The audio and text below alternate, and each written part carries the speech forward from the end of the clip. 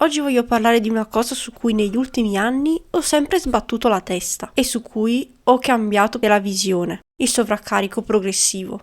All'inizio pensavo che si trattasse semplicemente di mettere dischi in più o di forzare l'ultima ripetizione con l'aiuto di uno spotter, ma col tempo ho capito che è molto di più. Per me ora rappresenta un concetto che va al di là del semplice carico fisico. È una vera e propria filosofia da applicare non solo nei miei allenamenti, ma anche nella vita quotidiana. Detto in inglese, progressive overload è uno dei fondamenti del bodybuilding e dell'allenamento della forza in generale. Secondo Eric Helms, autore di The Muscle and Strength Pyramids, il sovraccarico progressivo si definisce come il principio secondo cui, per costruire muscoli e aumentare la forza, è necessario aumentare gradualmente lo stimolo allenante nel tempo. Questo può avvenire aumentando il peso sollevato, il numero di ripetizioni o migliorando la tecnica e la qualità dell'esercizio.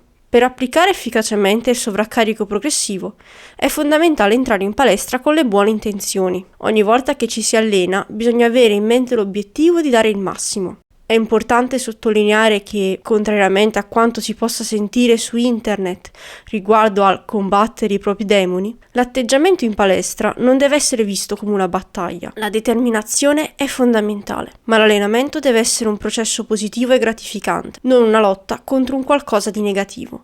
E ora vi mostro come lo applico.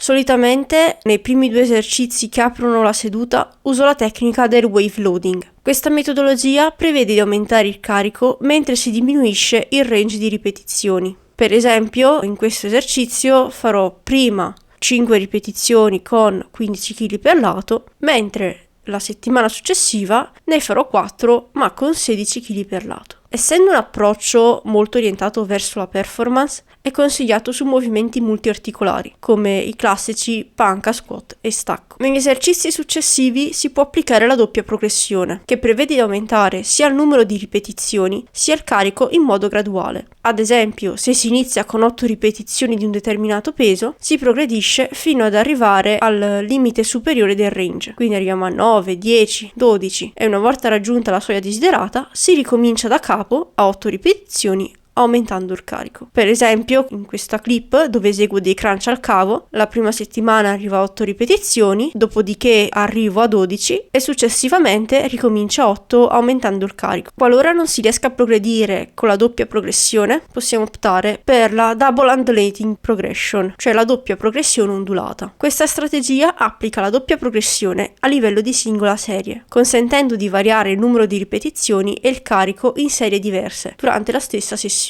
In questo modo si introduce ulteriore varietà all'allenamento, combattendo la sensazione di stagnazione che può presentarsi quando i progressi sembrano bloccati. Esempio, in questo esercizio per la prima serie faccio 8 ripetizioni con 7 kg per lato, nella successiva 12 ripetizioni con 6,5 kg per lato, e la terza 8 ripetizioni sempre con 6,5 kg per lato. La settimana successiva andrò quindi ad eseguire 2 serie da 8 ripetizioni con 7 kg per lato e la terza serie farò 10 ripetizioni con 6,5 kg per lato. Prima di mettere in pratica queste modalità di progressione, alcuni accorgimenti. Innanzitutto è fondamentale eseguire un esercizio con una tecnica adeguata. Non ha senso progredire se si inizia a compromettere la forma. Ad esempio, nella panca si nota che una delle braccia spinge meno dell'altra, quindi è necessario mantenere lo stesso carico e range di ripetizioni, fintanto che il difetto non sarà corretto. Un consiglio che potrei darvi è di registrarvi mentre mi allenate, ovviamente se la palestra dove vi allenate ve lo permette. Non siate timidi e non vergognatevi di guardarvi. Anche le squadre migliori riguardano i propri match per individuare gli errori e migliorare.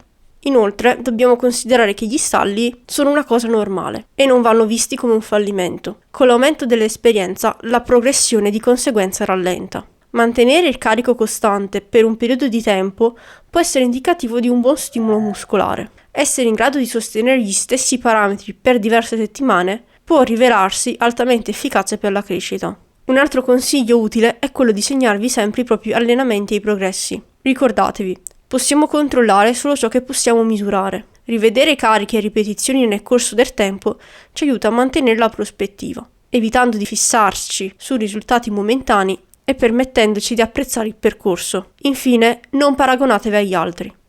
Ogni atleta ha un percorso unico. Ciò che può sembrare facile per uno può rappresentare una grande sfida per un altro. Concentratevi sui vostri progressi personali e celebrate ogni piccola vittoria, poiché queste si accumuleranno nel tempo.